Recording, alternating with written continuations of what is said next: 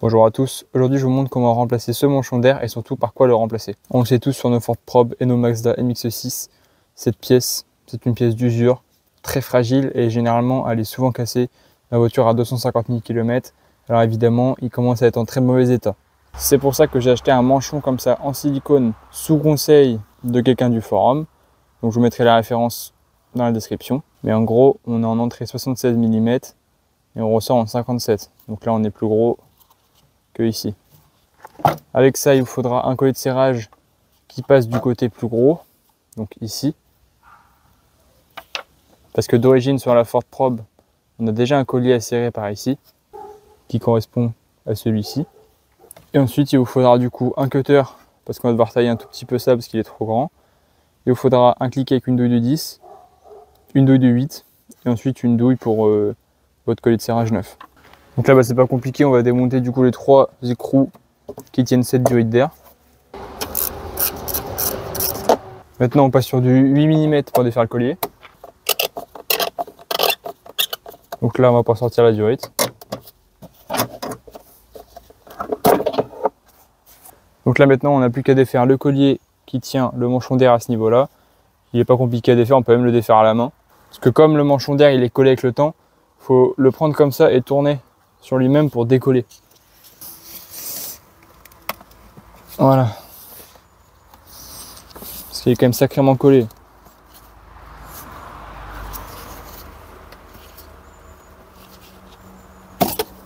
Voilà.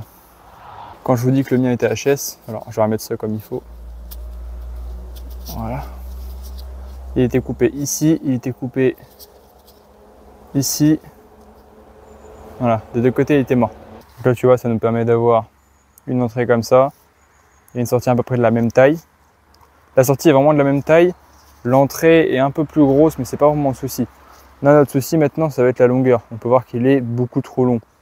Donc là, pour des raisons esthétiques, on va pas couper ici. On va plutôt couper ici. Parce que du coup, ça se verra pas comme on sera comme ça. On verra pas la coupe par rapport à ça. Donc il faut quand même couper une bonne petite partie, quoi. Là, tu vois, si je m'aligne à l'avant, il faut couper juste en dessous du logo. Et c'est ce qu'on va faire maintenant. Je vais essayer de faire ça au cutter. Je sais pas si c'est possible. Après, je sais pas si vous arrivez à voir, mais il y a des sortes de lignes un peu dessus là. Donc j'ai essayé de couper par rapport à une ligne tout le long, quoi. Faites attention à vous sur cette étape là, à pas vous couper ou quoi que ce soit. Le truc c'est que c'est de la durite renforcée, donc c'est pas, ça va pas se faire couper comme ça, quoi. Voilà, j'ai aussi à rentrer dedans. Et après ça va tout seul. J'essaie de bien suivre la ligne.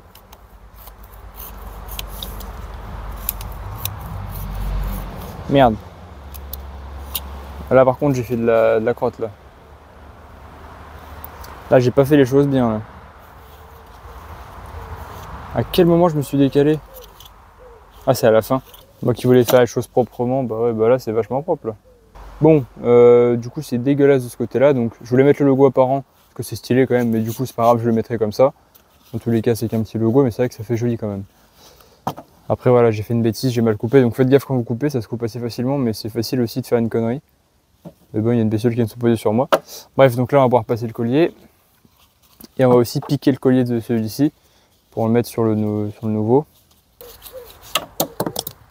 Voilà. Donc là, il va bien falloir l'enfoncer.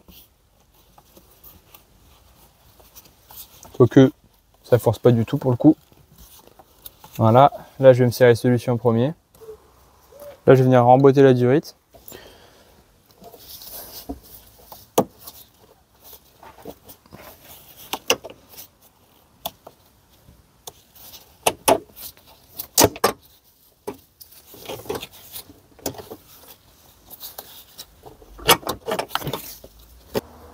Donc là voilà, je l'enfonce au max. Alors on peut pas l'enfoncer non plus jusqu'à la butée ici, parce que ça force quand même bien sévère.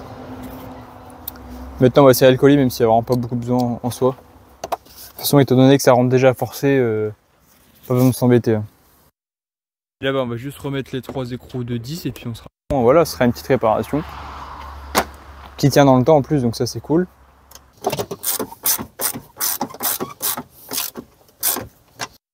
Il y en a peut-être certains qui ne seront pas contents parce que c'est pas de l'origine, etc. Mais dans tous les cas, ça va faire le taf et ça permet de ne pas avoir de prise d'air. Et la prise d'air est très importante.